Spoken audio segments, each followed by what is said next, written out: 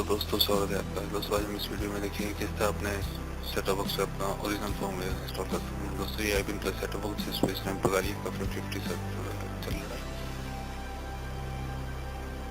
और इसे अपना आईबीएम प्लस का IB222 का ओरिजिनल सॉफ्टवेयर में इंस्टॉल करेंगे। ये देखिए पुरानी 50 सॉफ्टवेयर की स्क्रीन है।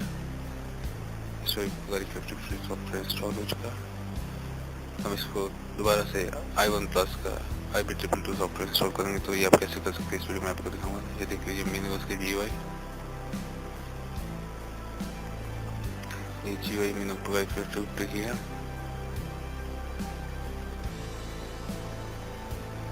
हम नया फॉर्मवेयर इंस्टॉल कर रहे हैं USB से।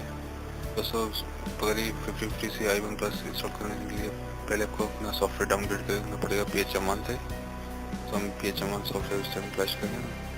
सो ग्रीन लाइन कंप्लीट हो जाएगी और नया फॉर्मवेयर PHM1 इंस्टॉल हो चुका होगा। अपने सेट टॉप बॉक्स की बूट करेगा नया फॉर्मवेयर में।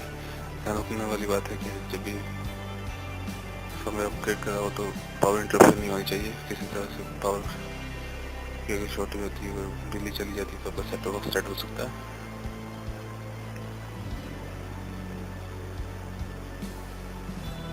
दोस्तों हमारा सेट टॉप बॉक्स डाउनग्रेड हो चुका है सक्सेसफुली। तो हम PHM1 में बूट करेंगे। देखिए PHM1 की लोगो स्क्रीन, क्योंकि हमने अभी भी इंस्टॉल किया PHM1 सॉफ्टवेयर।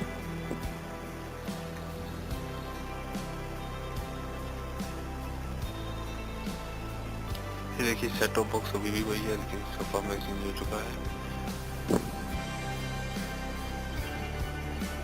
देखिए सेट टॉप बॉक्स लगाया मैंने HDMI केबल के जरिए, इसका फॉर्मवेयर चेंज हो चुका है। अब देखिए इसमें फॉर्मवेयर जो अपग्रेड करेंगे, अब करिएगा 50 से PHM1 में गया। अब i1 प्लस का ओरिजिनल फॉर्मवेयर जो ये रखा हुआ है वो अपग्रेड करेंगे। जैसे हमारा ओरिजिनल सॉफ्टवेयर जो हमारे सेट टॉप बॉक्स के साथ आया था वो इंस्टॉल कर देंगे। तो ये ग्रीन लाइन कंप्लीट हो जाएगी जी।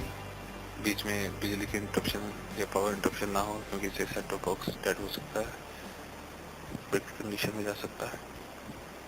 जैसे ये ग्रीन बार कंप्लीट होगा वैसे ही हमारा सेट टॉप बॉक्स खुद ब खुद हमारे ओरिजिनल फर्मवेयर जो कि i1 प्लस का IB222 का फर्मवेयर है उसमें रीबूट करेगा।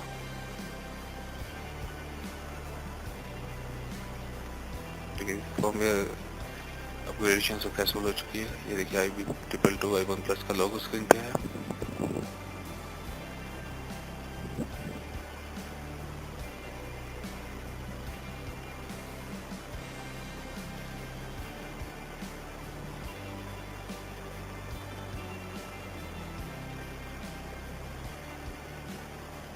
तो सो ये देखिए सेट टॉप बॉक्स वही है, लेकिन अब प्रकार से हम लोग अपग्रेड करके या डाउनग्रेड करके पहले PHM में गए और फिर PHM सॉफ्टवेयर से हमने अपना i1 प्लस का ओरिजिनल सॉफ्टवेयर इंस्टॉल किया। तो देखिए GUI और मेनू बिल्कुल चेंज है।